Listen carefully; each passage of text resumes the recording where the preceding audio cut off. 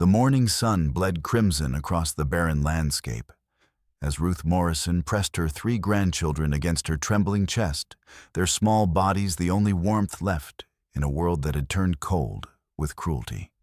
10-year-old Anna's fierce blue eyes never left the approaching riders, while 7-year-old Samuel clutched his baby sister Daisy's hand so tightly his knuckles had gone white. The child's persistent cough had worsened overnight, each rattling breath a reminder of how far they had fallen from the safety they once knew. Before them stood Chief Wicasa, his weathered rifle steady in hands that had known both tenderness and war. The Lakota warrior's ceremonial feathers caught the harsh light each one earned through battles that had cost him everything he once held dear. His dark eyes swept the horizon where Sheriff Coleman's posse thundered closer, their horses kicking up clouds of dust that spoke of violence sanctioned by corrupt law. "Grandma Ruth," Anna whispered, her voice carrying a maturity no child should possess. "Are we going to die today?" Ruth's throat closed around words of comfort she couldn't force herself to speak.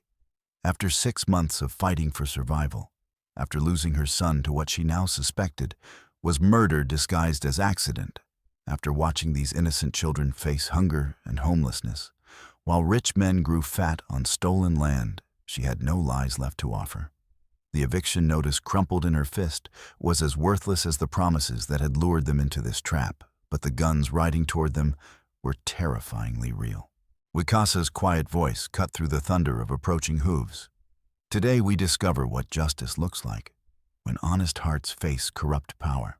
The riders crested the hill like a storm made flesh, their leader's silver badge glinting with the false authority of law twisted to serve greed rather than truth. Behind them rode the real power men, whose wealth had been built on graves and whose empire would crumble if the secrets buried beneath this land ever saw daylight.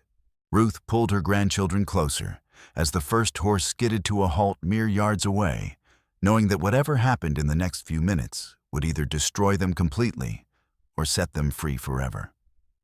But to understand how they had arrived at this moment of reckoning, one had to look back 6 months to when autumn painted the hills in shades of gold that seemed to promise better days ahead. Ruth Morrison had arrived at the settlement of Ash River carrying little more than heartbreak and determination. The mining accident that claimed her son Thomas had shattered more than rock and timber. It had destroyed the careful life he'd built for his family, leaving behind 3 orphaned children and a grandmother whose savings wouldn't stretch through winter. Thomas's widow had vanished within a week of the funeral, leaving behind only a hastily scribbled note about needing space to grieve and not being ready for motherhood.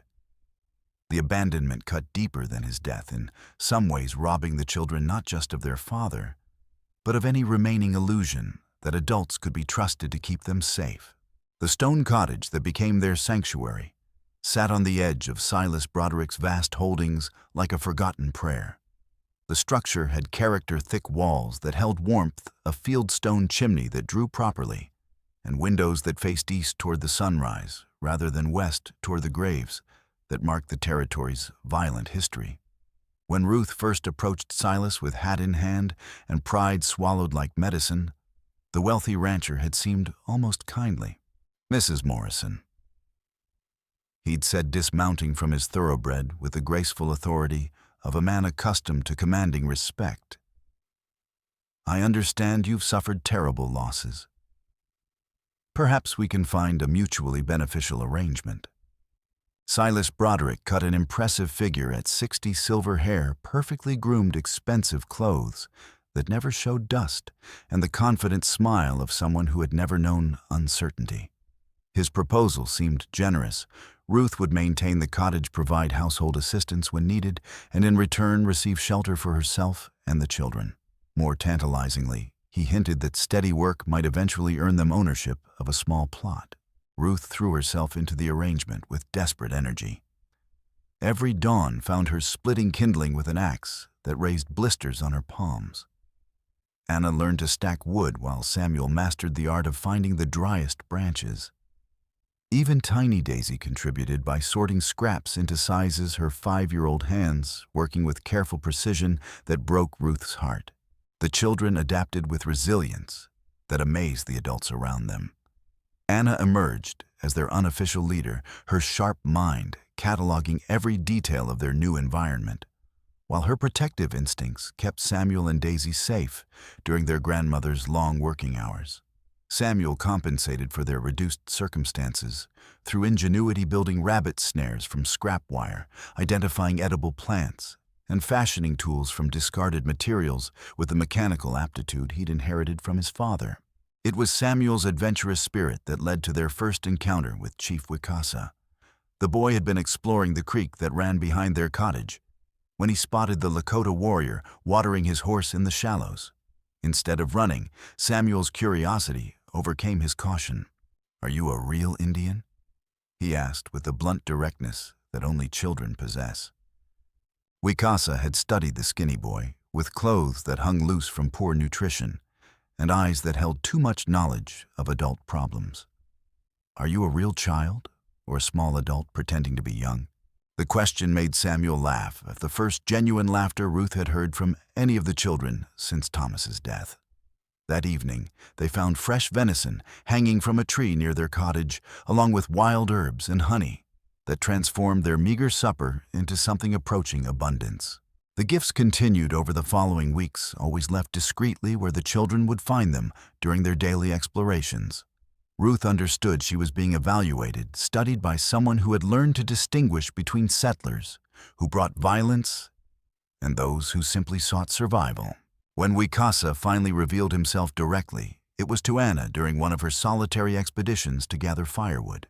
She looked up from her work to find him standing motionless among the pines, his presence somehow both startling and comforting. "Your grandmother works hard," he observed in careful English. "She's trying to keep us safe." Anna replied, displaying the same directness that characterized her youngest uncle. "Safety requires more than hard work in this territory." Wicasa said, kneeling to examine her crude woodpile. "It requires understanding the land and the people who move across it." Over the following months, these encounters became regular lessons in survival that supplemented Ruth's desperate efforts to provide for her family. Wicasa taught Anna to identify medicinal plants, showed Samuel how to move silently through the forest, and enchanted Daisy with Lakota songs that made her laugh despite her persistent cough. But the Lakota warrior shared more than practical knowledge. He shared the history that Silas Broderick wanted buried. 3 years earlier, Wicasa's band had occupied the valley where Ruth's cottage now stood. They had lived there, under legal treaties, hunting and gathering, according to seasonal patterns their ancestors had followed for generations. Then Silas had decided he needed the land for grazing. He came with papers. Wicasa explained during one of their clandestine meetings, his voice carrying the weight of old grief. "Official documents that said our treaties were no longer valid, that we were trespassing on territory that belonged to white settlers. The forced relocation had been brutal, but legal, backed by territorial authorities who prioritized economic development over treaty obligations. But when some tribal members resisted, Silas had engineered a confrontation that ended in bloodshed, including the deaths of Wicasa's wife and 2 young sons. They called it an Indian uprising." Wicasa continued, his dark eyes reflecting memories of flames and screaming horses. Said, "My people attacked innocent ranchers." The newspapers praised Silas for defending civilization against savage violence. Ruth listened with growing horror, recognizing patterns that connected Wicasa's tragedy to her own family's suffering. Powerful men who shaped truth to serve their interests. Legal documents that appeared and disappeared according to profit margins. Violence disguised as necessary law enforcement. As winter approached and Ruth worked herself to exhaustion fulfilling her end of their bargain, she began noticing small inconsistencies that didn't align with Silas's image as a benevolent employer. Ranch hands who watched the cottage with more interest than casual work required. Conversations that stopped abruptly when she approached. Most troubling of all, the way Silas's son Ethan stared at the children with calculation rather than kindness. Ethan Broderick was 30 years old and possessed his father's height but none of his self-control. Where Silas radiated cold competence, Ethan seemed barely contained, his expensive clothes disheveled his pale eyes, holding the unstable gleam of someone who enjoyed causing pain more than was healthy or normal. When he visited the cottage ostensibly to check on their arrangements, Ruth noticed how Anna instinctively moved to shield her younger siblings from his attention. The first direct threat came disguised as casual conversation during one of Ethan's visits in early November. He'd been examining their woodpile with exaggerated interest when he commented, "You know, Mrs. Morrison, accidents happen so easily out here. Fires, falls, wild animals, the wilderness can be terribly dangerous for families without proper protection." Ruth had understood perfectly. They were being warned that their continued existence depended on remaining grateful, quiet, and invisible. The problem was that invisibility became harder to maintain as Anna's friendship with Wicasa deepened and the children began displaying knowledge of tribal customs that marked them as associates of the local Lakota community. In a territory where anti-Indian sentiment ran as deep as mineral veins, such associations marked families as potential traitors to their own race. When word began circulating that the Morrison children had been seen with that hostile Indian who refused relocation, Ruth realized their precarious safety was evaporating like morning mist. The eviction notice arrived on a gray November morning when the first frost painted the world in crystalline warning of the harsh months ahead. The riders appeared at dawn like harbingers of doom, their horses' breath steaming in the cold air as they formed a semicircle around the cottage that had become home. Sheriff Coleman sat his mount uneasily, his belly straining against his gun belt and sweat beading on his forehead despite the November chill. Beside him rode Silas Broderick, with the confident posture of a man conducting routine business, while two hired guns flanked them with hands resting casually on their weapons. Ruth emerged from the cottage with Anna close beside her, both sensing that this visit would be different from the others. Samuel and Daisy remained in the doorway, their young faces reflecting the tension that crackled in the air like electricity before a storm. "Mrs. Morrison." Silas called out without dismounting his voice, carrying none of the false warmth that had characterized their previous interactions. "I'm afraid we need to discuss a change in your circumstances." Sheriff Coleman fumbled with an official-looking document, his nervous hands making the paper rattle audibly. "Ma'am, I've got an eviction notice here. You're in violation of territorial ordinances regarding unauthorized occupation of private property." The words struck Ruth like physical blows. "Unauthorized, Mr. Broderick. We had an agreement. I've been working according to your specifications for months, maintaining this property, providing services."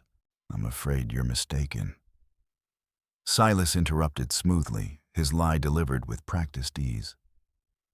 "This is private ranch land, and you've been squatting without permission. I've been generous in allowing you to remain this long, but my patience has limits." Anna stepped forward with 10-year-old indignation blazing in her eyes. "That's not true. You promised Grandma Ruth that if she worked hard, she could earn land of her own. We all heard you say it. Children often misunderstand adult conversations." One of the hired guns said with a sneer that made Ruth's skin crawl.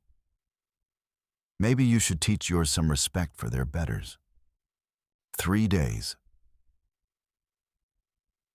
Sheriff Coleman announced, his voice cracking slightly. "You have 3 days to gather your belongings and vacate the premises. After that, you'll be forcibly removed for trespassing." As the riders departed, leaving behind only dust and the acrid taste of helplessness, Ruth sank onto the cottage steps with her grandchildren clustering around her like chicks seeking protection from a hawk. Anna's face burned with fury and confusion, while Samuel looked ready to fight anyone who threatened their home. Only Daisy seemed to grasp the full magnitude of their situation, her large eyes filling with tears as she whispered, "Are we going to be homeless again, Grandma Ruth?" That night brought the first deliberate act of sabotage that nearly cost them their lives. Ruth woke to the smell of smoke and the sound of flames consuming the woodpile that represented months of backbreaking labor. She and Anna managed to douse the fire with bucket after bucket of precious well water, but not before Ruth's hands were severely burned, and more than half their winter fuel was reduced to ash. As they surveyed the smoldering destruction by lantern light, Samuel found a piece of cloth that reeked of kerosene. The fire had been deliberately set by someone who wanted them to understand that eviction was merely the beginning of their troubles. They're trying to force us to leave before the 3 days are up, Anna realized with startling clarity. They want us gone so badly, they're willing to risk killing us. With her hands wrapped in bandages and the acrid smell of smoke still clinging to their clothes, Ruth walked down Ash River's main street the next morning, like a woman carrying the weight of her family's survival on shoulders that had already borne too much. Anna matched her stride with grim determination, while Samuel kept Daisy close, all 3 children, understanding that their grandmother's mission would determine whether they had a future or would simply disappear into the harsh wilderness. Ash River consisted of little more than 24 buildings huddled together against the immensity of the territory, their unpainted wood weathered gray by wind and neglect. The town's residents moved through their daily routines with the careful detachment of people who had learned that survival required minding their own business and avoiding the attention of those with power. Ruth's first stop was Henderson's general store, where she had traded eggs and vegetables during better times. Mr. Henderson had always been courteous, even friendly, but today, his demeanor was notably cooler as she explained their situation and asked about work opportunities or temporary shelter. "Times are hard, Mrs. Morrison." Henderson said, his eyes focused on his account ledgers rather than her bandaged hands or the 3 hungry children at her side. "Can't afford to take on help, and frankly, I don't know anyone who can. Surely someone needs assistance with washing or cooking." Ruth persisted, desperation creeping into her voice, despite her efforts to maintain dignity. Henderson finally looked up, and she saw something like pity mixed with fear in his expression. "Look, ma'am, word travels fast in a town this size. You've got problems with Silas Broderick, and nobody wants to get caught in the middle of that particular storm." The brutal honesty of his statement hit her like a slap. Silas's influence extended far beyond his ranch boundaries. He owned enough businesses and held enough debts to control the entire town's economy. Helping the Morrison family would be seen as taking sides against the most powerful man in the territory. Her next stop was the small church that sat at the end of Main Street, its whitewashed walls and simple bell tower representing the community's theoretical commitment to Christian charity. Reverend Phillips was a thin man with prematurely gray hair and soft hands that had never known physical labor. But his sermons frequently emphasized the importance of caring for widows and orphans. "Mrs. Morrison." The Reverend greeted her with a warm smile that didn't quite reach his eyes. "How can I help you today?" Ruth explained their eviction, her desperate need for work or shelter, and her hope that the church community might offer assistance to a family facing homelessness. Reverend Phillips listened with appropriate expressions of concern, nodding sympathetically at all the right moments. "I wish I could help more directly," he said when she finished. "But the church building isn't suitable for housing and our congregation." "Well, everyone has their own struggles. Perhaps if you spoke with Mr. Broderick, directly explained the children's situation. Surely a man of his standing would show Christian mercy." By afternoon, Ruth's hope had withered like plants in drought. Every door she knocked on was answered with polite but firm refusals. Every business owner had suddenly discovered they had no need for extra help. It was Anna who suggested their most desperate option. In her small hands, she carried a silver locket that had belonged to her mother, one of the few valuable items that had survived their journey west. Inside the locket was a tiny photograph of Thomas, and it was worth enough to buy bread for several days, possibly even pay for a room at the boarding house. The pawn shop occupied a narrow building squeezed between a saloon and a barber shop, its windows clouded with years of dust and neglect. Mr. Kowalski, the proprietor, was a small man with sharp features and the predatory instincts of someone who specialized in exploiting desperation. "Silver's not worth much these days," he said after examining the locket through a jeweler's loupe, though Ruth could see appreciation for its craftsmanship in his calculating eyes. "I might go $3 for it." $3? Ruth gasped. "Mr. Kowalski, that locket is worth at least $8. It's solid silver with genuine pearl inlay. Lady, you're in no position to negotiate." Kowalski interrupted with brutal directness. "Desperate people don't get to be picky about prices. Take it or leave it." Anna stepped forward, her young voice steady despite the tears threatening to spill from her eyes. "Please, sir. It has the only picture we have of my papa. Couldn't you—" "No sob stories," Kowalski snapped. "This is business, not charity. Kids today need to learn that the world doesn't owe them anything." The humiliation burned in Ruth's throat like acid, but Samuel's hollow cheeks and Daisy's persistent cough reminded her that pride was a luxury they couldn't afford.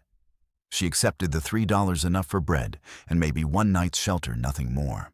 As they walked toward the boarding house with their meager funds, their path was blocked by 5 men who emerged from the saloon like predators who had scented wounded prey. Their leader was a thick-set man with tobacco-stained teeth and the cruel amusement of a bully who had found easy targets.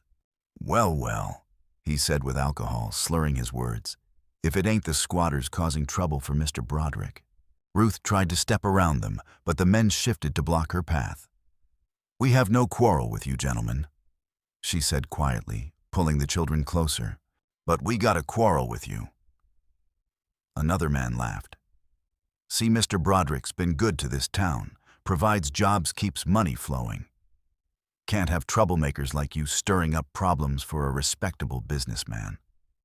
Samuel, his 7-year-old sense of justice overriding his caution, stepped forward with fists clenched. "My Grandma Ruth isn't a troublemaker. She works harder than anybody." The leader's backhanded slap sent the boy sprawling in the street, his small cry of pain cutting through Ruth's heart like a blade. Anna immediately knelt beside her brother while Daisy began sobbing, and Ruth felt rage unlike anything she had ever experienced building in her chest. "Touch my grandchildren again and I'll—" she began. "You'll what, old woman?" the man sneered. "You got no husband, no money, no friends in this town. You're nothing." It was Wicasa's quiet voice that ended the confrontation.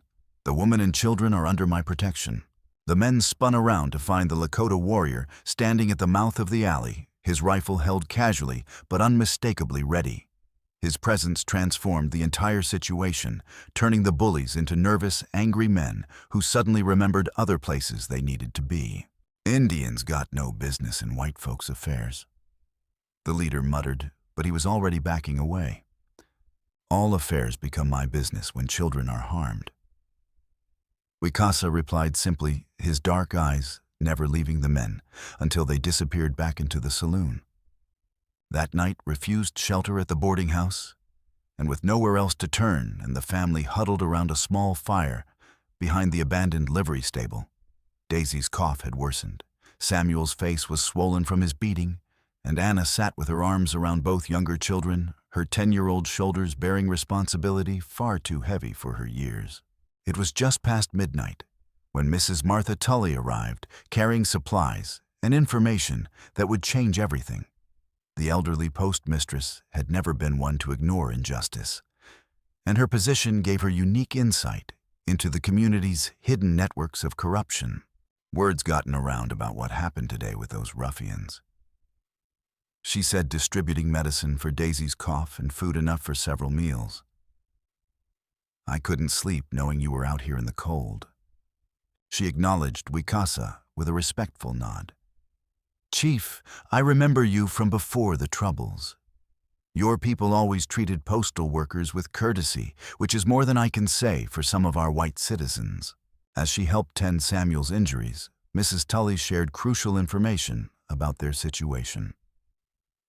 "I've been thinking about that eviction notice.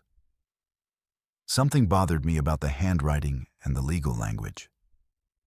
See, I handle all the official correspondence that comes through this town, including court documents and territorial legal papers. She paused dramatically, clearly enjoying the suspense. That eviction notice wasn't written by any court clerk or territorial official. The handwriting belongs to Ethan Broderick, Silas's son. I'd stake my reputation on it. Anna leaned forward intently. You mean it's fake? I mean, it's got about as much legal authority as a child's drawing. Mrs. Tully confirmed. But proving that would require testimony from someone willing to challenge the Broderick family in territorial court, and those people are scarcer than hen's teeth in this region. It was then that Anna made the observation that would prove crucial to everything that followed. Mrs. Tully, when we were cleaning the cottage chimney last month, we found some old papers stuffed up inside the flue. They were mostly burned, but some parts were still readable. Grandma Ruth kept them because they looked important. Ruth nodded slowly. They're back at the cottage, wrapped in oilcloth under the loose floorboard. I couldn't make sense of most of the text legal language mixed with surveying notes, but something about them felt significant. Mrs. Tully's eyes sharpened with professional interest. Papers hidden in a chimney usually contain information someone desperately wanted to preserve, or someone else desperately wanted to destroy. Given what we know about your father's death and the Broderick family's methods, those documents might be exactly what we need. Over the following hour, they developed a desperate strategy. Mrs. Tully would use her connections to locate a retired judge who could examine hidden documents without falling under Broderick influence. Meanwhile, they would attempt to retrieve the papers during the brief window when Silas's men changed guard shifts. The journey back to the cottage through moonlit hills felt like walking through a graveyard where the dead lay restless and unavenged. Wicasa moved through the darkness like a ghost, given form his warrior training allowing him to navigate the treacherous approach without alerting whatever sentries Silas might have posted. The cottage sat in shadow-wrapped silence, but through the gap in the curtains, they could see lamplight flickering inside. Someone was conducting a systematic search of their former home, looking for exactly the same evidence they had come to retrieve. Through the window, they watched Ethan Broderick tear through their possessions with violent energy, his search growing increasingly frantic as he failed to locate what he sought. He's looking for the papers, Ruth realized with dawning horror. Somehow he knows they exist. As they watched through the window, Anna noticed something crucial. He's searching in all the wrong places, she whispered. The papers are under the loose board near the fireplace, but he's looking by the windows. The sound of approaching horses forced their decision. Multiple riders were converging on the cottage from different directions, their timing suggesting coordination rather than coincidence. It was now or never. Anna slipped through the back door like a shadow, her small size, allowing her to move beneath the windows, where Ethan might notice movement. The loose floorboard near the fireplace yielded to her small fingers, revealing the oilcloth bundle exactly where Ruth had left it. But as Anna lifted the precious package, her foot caught against a piece of scattered debris, sending a tin cup clattering across the stone floor. The sound cut through Ethan's muttered curses like a gunshot. "Who's there?" He snarled, spinning toward the noise with a pistol appearing in his hand. "Show yourself or I'll start shooting." Anna pressed herself against the wall beside the fireplace, clutching the documents, while her heart beat so loudly she was certain he could hear it. Instead of investigating cautiously, Ethan's unstable temperament drove him to dramatic confrontation. "I know someone's in here," he shouted, waving his pistol wildly. "Come out now, or I'll burn this whole place down with you inside it." When silence answered his threat, Ethan's fragile self-control snapped completely. He grabbed the oil lamp and smashed it against the cottage wall, sending burning oil splashing across the wooden furniture. Flames spread with terrifying speed, transforming the cottage from shelter to death trap in seconds. Anna realized she had perhaps a minute to escape before the fire consumed everything. But as she started toward the back door, Ethan spotted her movement. "Well, well," he said with vicious satisfaction, pointing his gun directly at her small form. If it isn't little Anna Morrison, the troublemaker, who's been asking too many questions. But Anna had noticed something Ethan had missed in his emotional breakdown. Wicasa's rifle barrel aimed directly at Ethan's head through the doorway. The warrior's calm voice cut through the chaos. "Drop the gun or I'll drop you where you stand." Ethan spun toward the threat, but Anna threw herself sideways into a pile of burning furniture, creating enough distraction for Wicasa to act. The warrior's shot took Ethan in the shoulder, spinning him around and sending his pistol flying. Ruth entered the burning cottage, her grandmother's fury overriding concern for safety. The poker she swung connected with Ethan's skull, dropping him unconscious as flames roared around them. Together, grandmother and granddaughter fought their way out of the collapsing cottage, carrying with them the evidence that Thomas had preserved with his life. As they stumbled into the cold night air, they found themselves facing armed men on horseback. But these weren't Silas's hired guns. They were federal marshals whose badges gleamed in the firelight. "Mrs. Morrison," the lead marshal said, dismounting with official dignity. "I'm Marshal Harrison from the territorial capital. We received some very interesting correspondence regarding irregularities in this region." As the cottage burned to ash behind them, and Ethan was carried away in chains, Ruth realized they had survived the trap and obtained crucial evidence. But Silas Broderick was still free, still powerful, and now more dangerous than ever because he had nothing left to lose. The makeshift federal command post established in Ash River's hotel buzzed with activity as investigators cataloged evidence, while Ruth's grandchildren slept fitfully on a borrowed sofa. The documents Anna had risked her life to save were spread across tables, their pages illuminated by oil lamps. But even as the marshals worked to build their case, disturbing news arrived. Silas Broderick had disappeared from his main ranch, along with 24 armed men, leaving behind only empty buildings and the smoldering remains of documents burned in frantic haste. More ominously, families throughout the region reported missing livestock and food supplies, signs that a large group was preparing for extended operations in the wilderness. "He's not running," Wicasa observed when Marshal Harrison shared this intelligence. "A man who runs travels light and fast. Silas is gathering resources for war." "What kind of war?" Ruth asked, though cold dread already suggested the answer. "The kind where he eliminates every witness and burns enough evidence to muddy the legal waters." Marshal Harrison replied grimly. "Silas knows he's finished if this case goes to trial. His only chance is to create so much chaos that investigators can't separate truth from fabrication." Mrs. Tully looked up from the documents she was helping to organize. "He'll come after us specifically, won't he? The people who can testify to what we've seen and heard." "Undoubtedly," the marshal confirmed. "Which is why I'm arranging to transport all key witnesses to the territorial capital." His words were cut short by gunfire erupting from the street outside. Through the hotel windows, they could see muzzle flashes as armed men on horseback swept through Ash River's main street, firing into buildings with systematic thoroughness. "Are down!" Wicasa shouted, pushing Ruth and the children to the floor as bullets shattered the front windows. "They're not trying to hit anyone yet. This is intimidation, forcing people indoors so they can control movement." Marshal Harrison's deputies took positions at windows, returning fire with disciplined volleys. But they were outnumbered by at least 3-1, and Silas's men had the advantage of mobility and superior knowledge of terrain. Through the smoke and gunfire, they could hear Silas's voice amplified by a speaking trumpet. "Citizens of Ash River, you are harboring federal agents and known criminals who have brought violence to our peaceful community.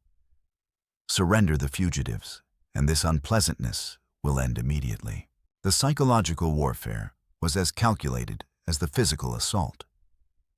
By framing the marshals as the source of violence, Silas was appealing to the community's desire for stability while positioning himself as protector rather than aggressor. "People of this town know me," Silas continued. I've provided jobs, supported local businesses, contributed to every church and school in the region. These outsiders bring nothing but chaos and destruction to everything we've built together. Ruth watched through a crack in the shutters as townspeople emerged from their homes not to flee, but to observe. Some faces showed fear, but others reflected calculating expressions of people weighing immediate safety against abstract justice.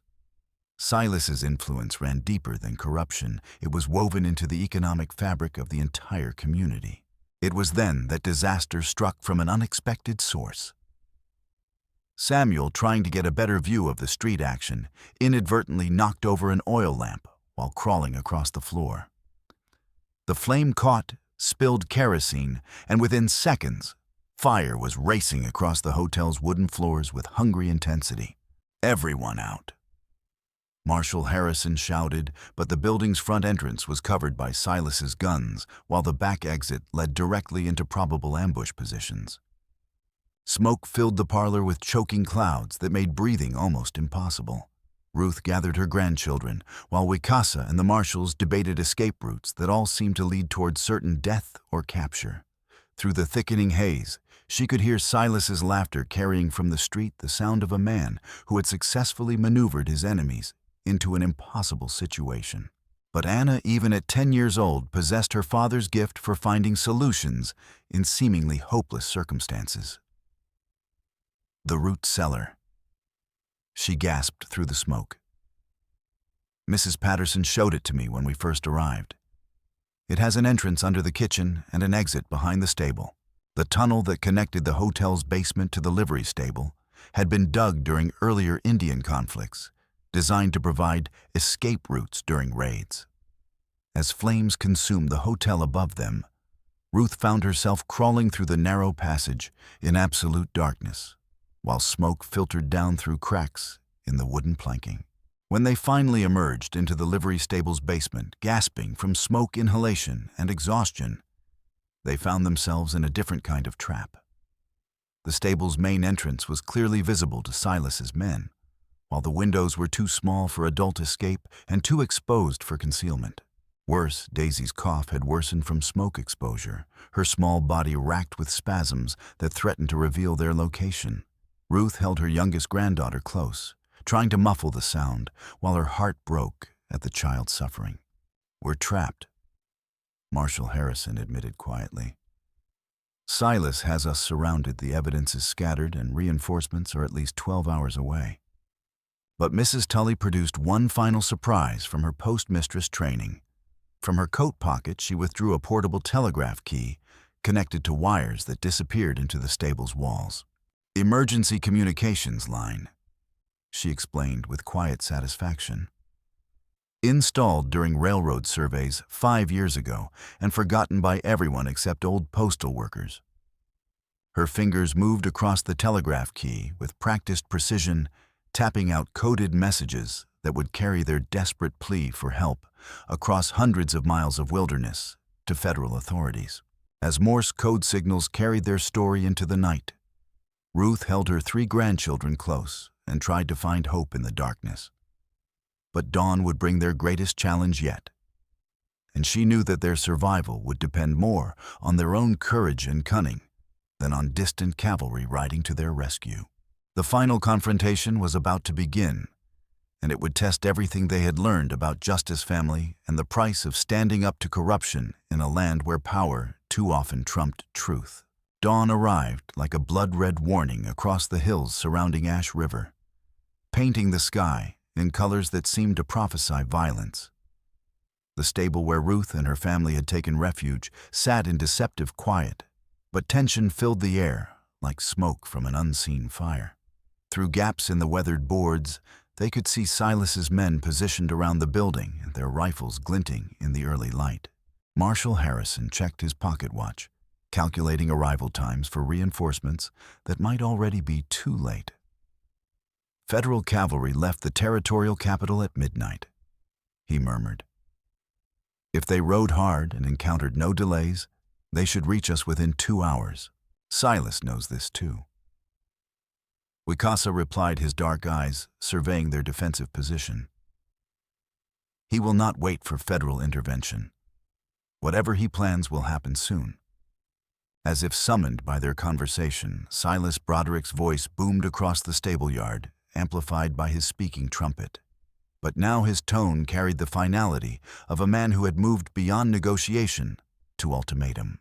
Mrs. Morrison, federal marshals, you have exactly 10 minutes to surrender yourselves and turn over all stolen documents. After that, I will be forced to take more direct action to protect this community from the violence you have brought to our peaceful territory. Ruth felt Anna stiffen beside her as they recognized the calculated manipulation in Silas's words. Even facing complete exposure of his crimes, he was framing their resistance as the source of violence rather than acknowledging his own decades of murder and theft. He's not going to accept surrender, Anna observed with chilling clarity. Even if we gave him what he wanted, he'd still have to kill us to prevent testimony.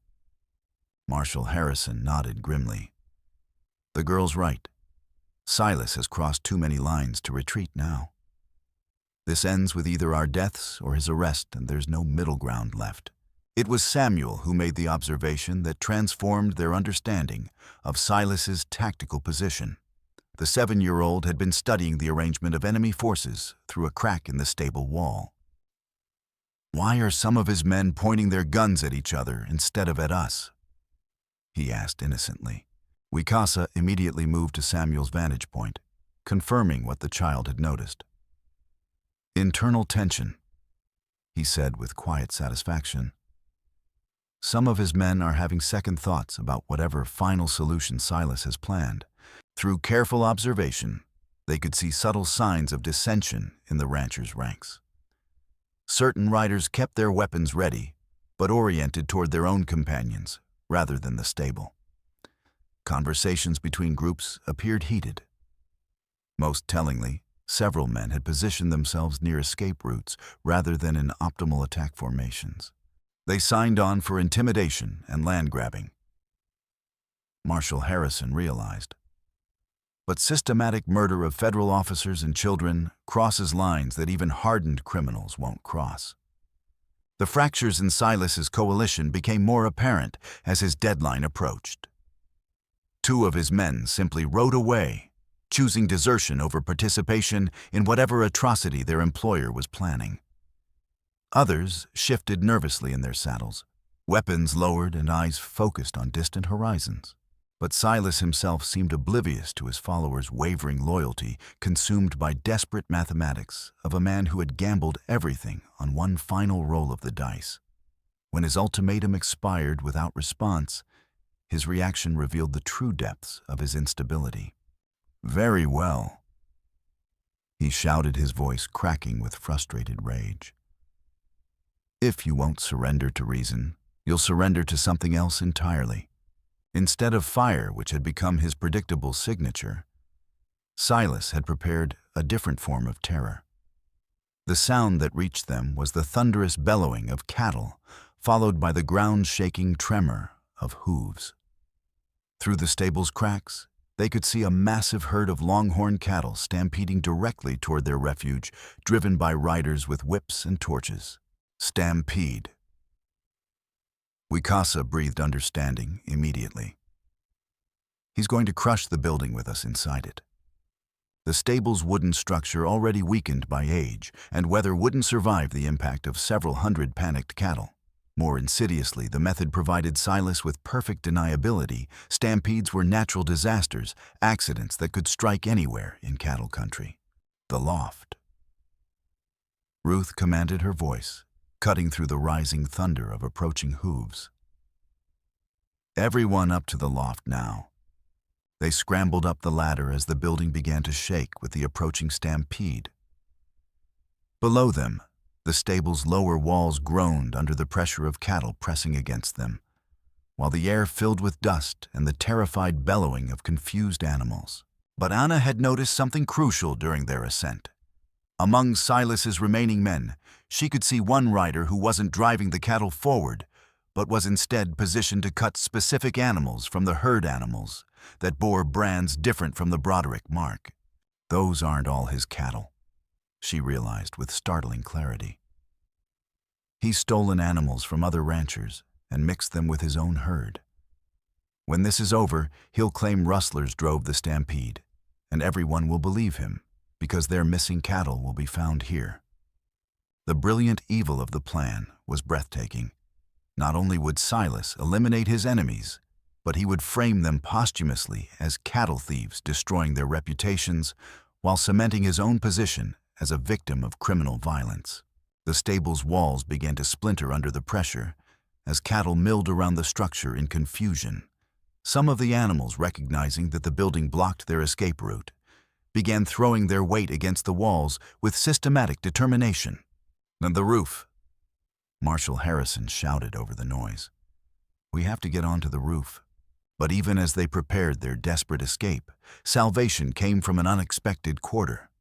Among Silas's wavering followers, 2 men had apparently reached their breaking point. Instead of participating in mass murder disguised as accident, they began cutting cattle from the herd, creating gaps that allowed the panicked animals to flow around rather than through the stable. "Ruth Morrison," Silas screamed at his defecting men. "Get back in line or I'll—" His threat was cut short by the sharp crack of rifle fire. Crawford had turned his weapon on his former employer, though whether from conscience or self-preservation remained unclear. "I signed on to move cattle and intimidate settlers," Crawford shouted back. "I didn't sign on to murder children and federal marshals. Find yourself another killer, Silas." The defection triggered a larger collapse in Silas's coalition. More men began peeling away from the operation, some riding off entirely, while others actively worked to disperse the cattle and end the artificial stampede. What had been a coordinated assault dissolved into chaos as former allies turned on each other. But Silas himself wasn't finished. Abandoned by most of his men and facing the collapse of his final gambit, he made one last desperate gesture that revealed the true depths of his madness. Drawing his pistol, he began shooting his own cattle, trying to panic them back into their destructive stampede. "If I can't have this territory, nobody can," he screamed, his voice rising to a pitch of hysteria that carried clearly over the noise of milling cattle. "I built this place with my own hands, and I'll destroy it before I let outsiders tear it down." It was then that Ruth Morrison made the most crucial decision of the entire confrontation.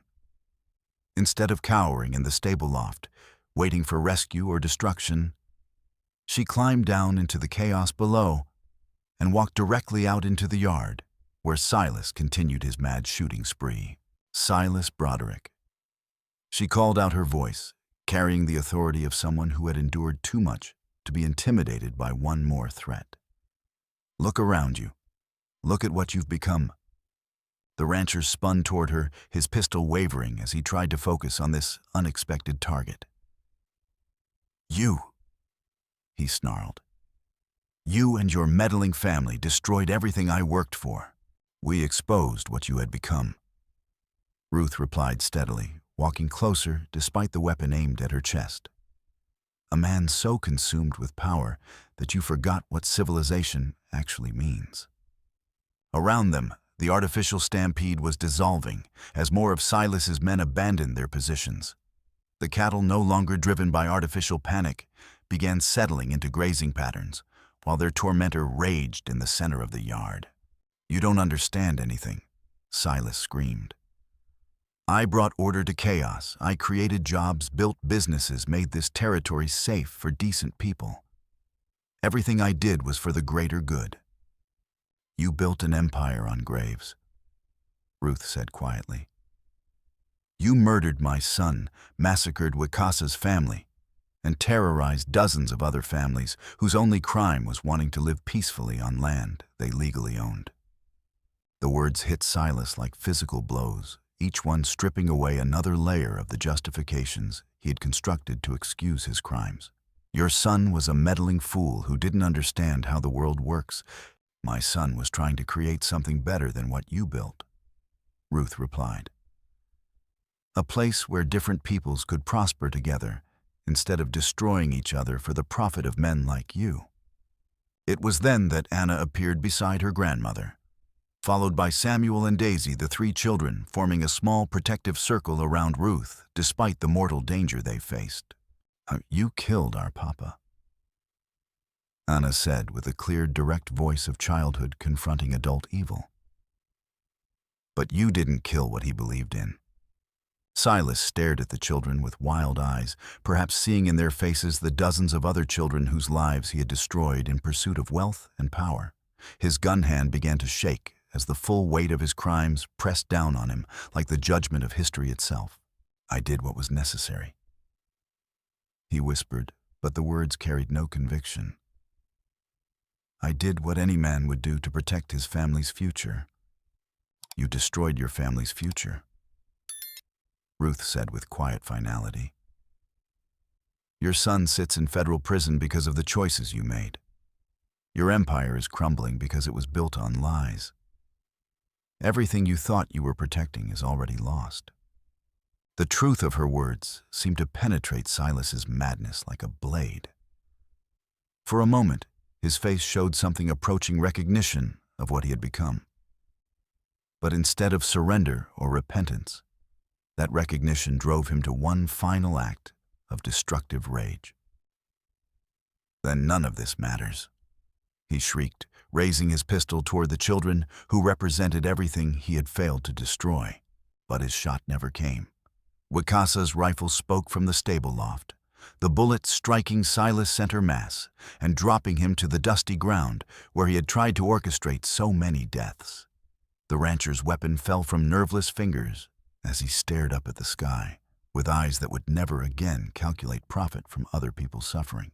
As federal cavalry finally crested the hills surrounding Ash River, their arrival made anticlimactic by the collapse of Silas's power structure. Ruth knelt in the dust beside the man who had terrorized her family for months.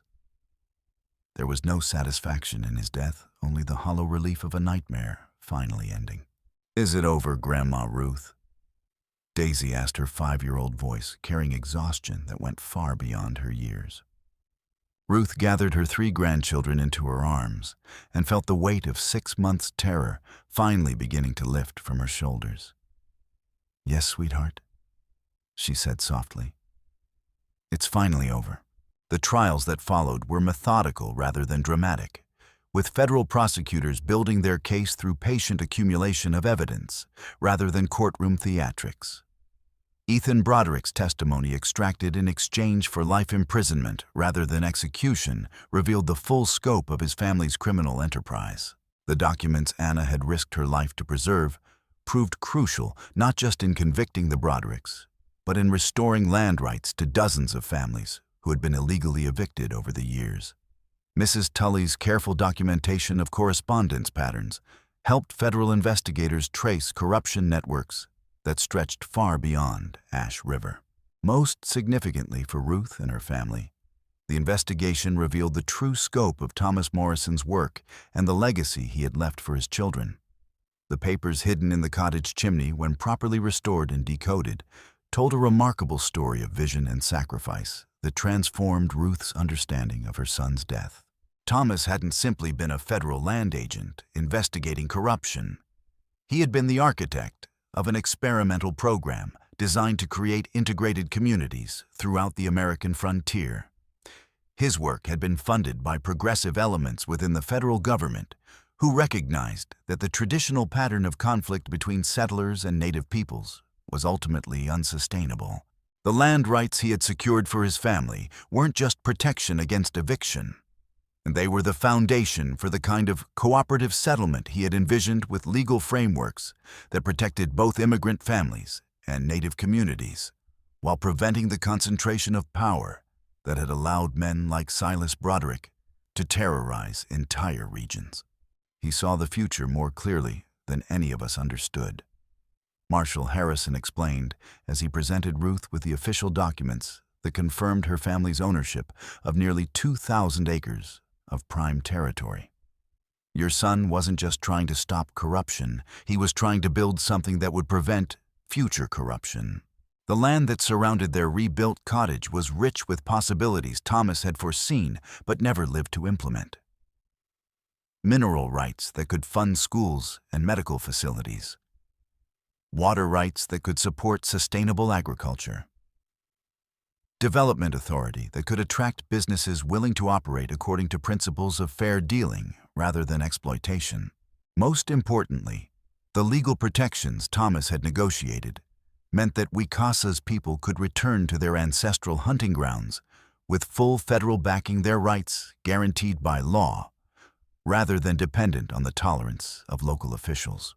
As summer painted the territory in shades of green that seemed brighter than anyone could remember, Ruth stood in her expanded garden, watching her grandchildren play in the meadow that had once been a battleground. Anna was teaching Samuel and Daisy to identify medicinal plants, knowledge she had learned from Wicasa during their darkest days. The Lakota warrior himself had become more than protector or teacher, he had become family in the truest sense.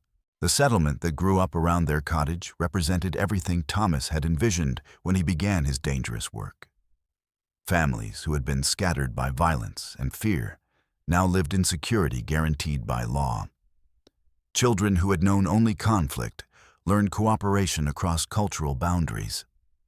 Adults who had prospered through exploitation discovered that mutual aid could be more profitable than theft. But it was the small moments that meant the most to Ruth Daisy's laughter, as she chased butterflies through wildflowers that grew where their woodpile had once burned, Samuel's proud demonstration of a mechanical toy he had built using skills inherited from his father, Anna's careful documentation of their experiences in a journal that might someday help other families facing similar persecution. As autumn approached with the promise of their first secure winter in years, Mrs. Tully arrived with one final surprise that would complete their understanding of Thomas's legacy. "Ruth, dear," she said, climbing down from her wagon with the satisfaction of someone who had saved the best news for last, "I have something that will interest you very much."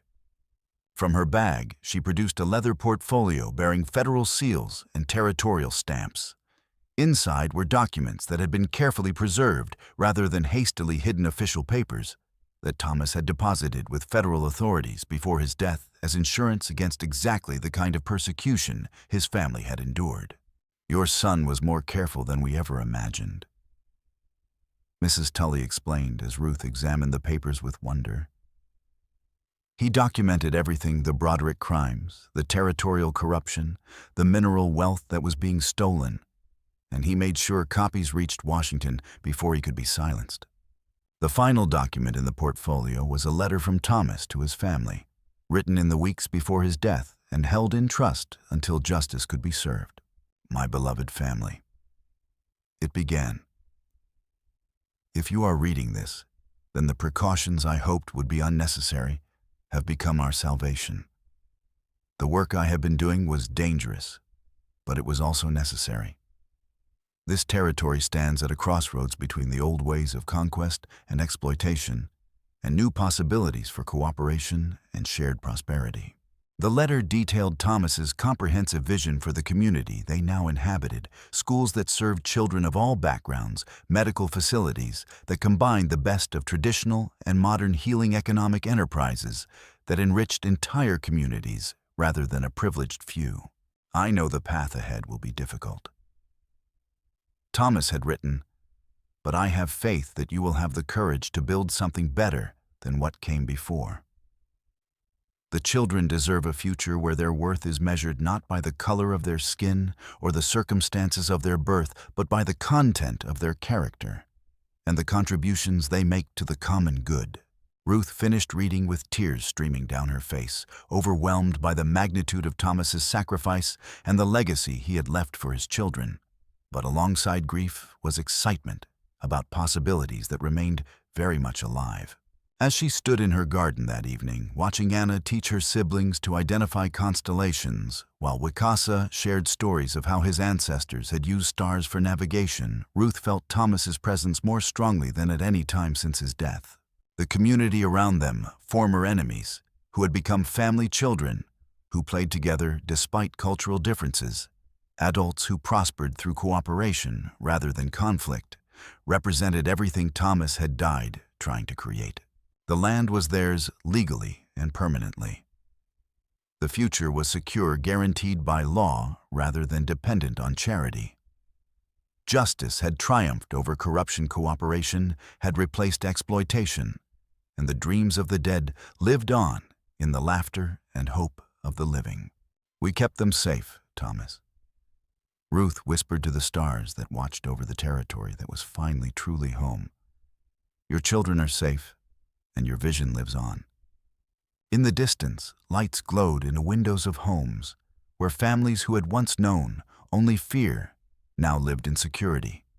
The Broderick empire of lies and violence had been replaced by a community built on truth and mutual respect, where children could grow up knowing their future was limited only by their own courage and imagination.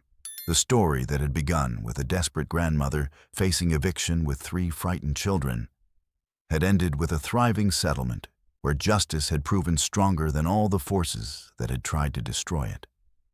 And in the growing prosperity of families who had learned to see strength in diversity rather than threat, Thomas Morrison's greatest dream had finally become reality.